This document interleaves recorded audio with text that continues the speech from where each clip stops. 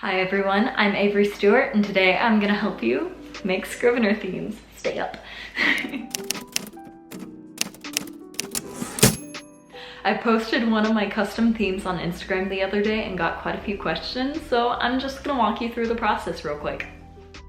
Welcome to Scrivener. So first things first, we're going to go to the Scrivener tab and then we're gonna open up Preferences. From here, we're gonna go to Appearance, which is where we're gonna be doing everything. So you can just scroll down, check out what each of these tabs look like. The main ones we're going to be using are composition mode and the main editor, but we're also going to make a few changes to the other sections. So the fixed background, this is where we can change the background image, and I'm going to use a Renaissance art picture for this one. As you can see, it fits nicely in this section. Next, I'm going to choose a color from this picture to make the sidebar, synopsis area, notes, and all those. So I'm just gonna go through and see which one I like, and it might take a minute for you to figure out a color you like. As you can see right now, it's editing the editor section, which is the paper that you're working on. And also, if you recognize that text, it's from A Court of Mist and Fury. This is not my writing, this is my example document.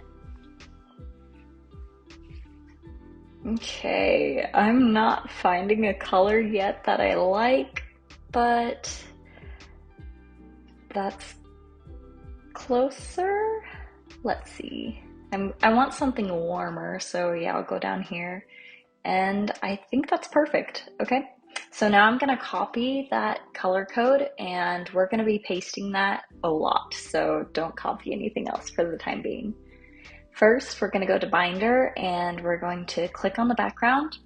And next you're gonna drop down, go to the RGB sliders and paste that color code that you got. You're gonna repeat this every time you see that kind of cream color in the editor.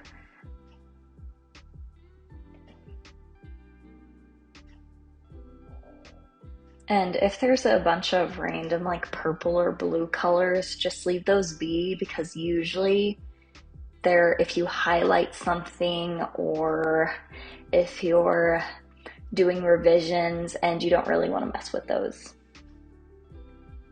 So I'm just going through, changing all the colors to this one specific kind of browny beige or tan. That's an easier word for it, tan. And you can have different colors for each one if you want. However, I like my themes to be very minimal. Oh yeah, and for the screen background for composition mode, you want to go in and add the background image again. You might have to play around with the crop size.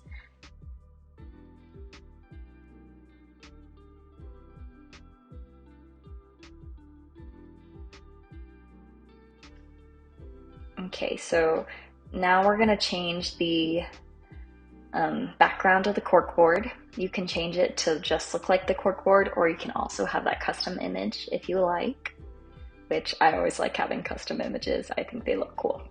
So I'm doing that for the other sections too.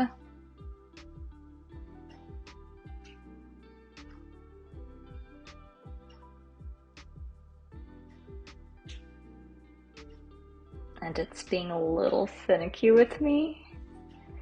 So let's try that again. Okay, there we go. So there we go. That section should be done.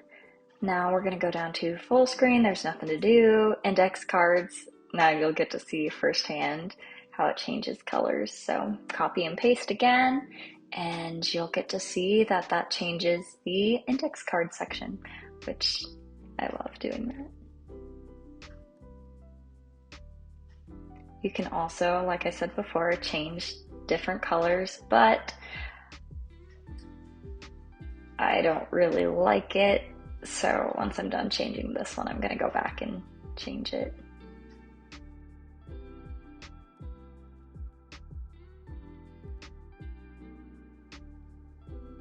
So there we go.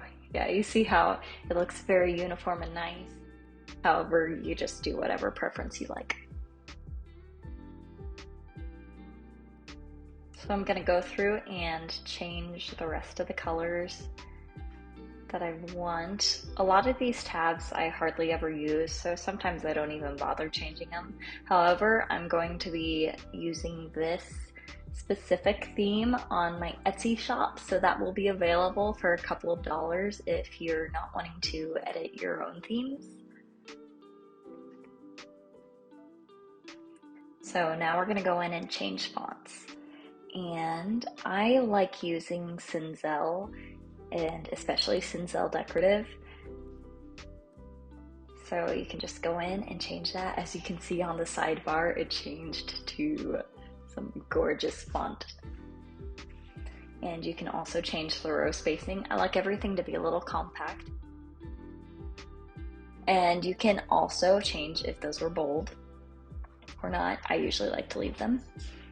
So now you just go through and change all the fonts. And of course you can choose whatever font you want.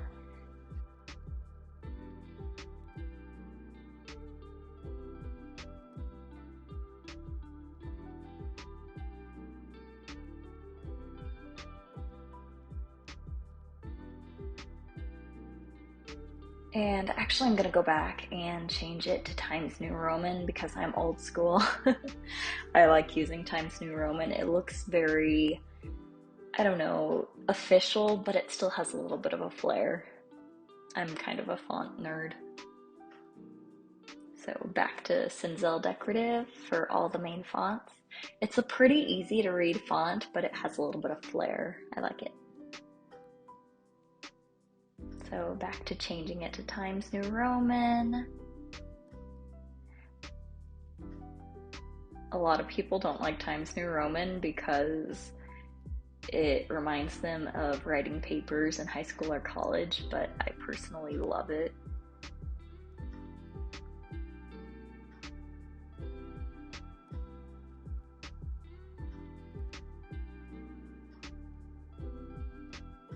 And I think we got all those fonts done, so perfect.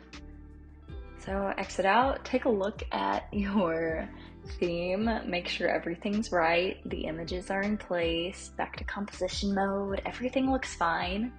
I really like it.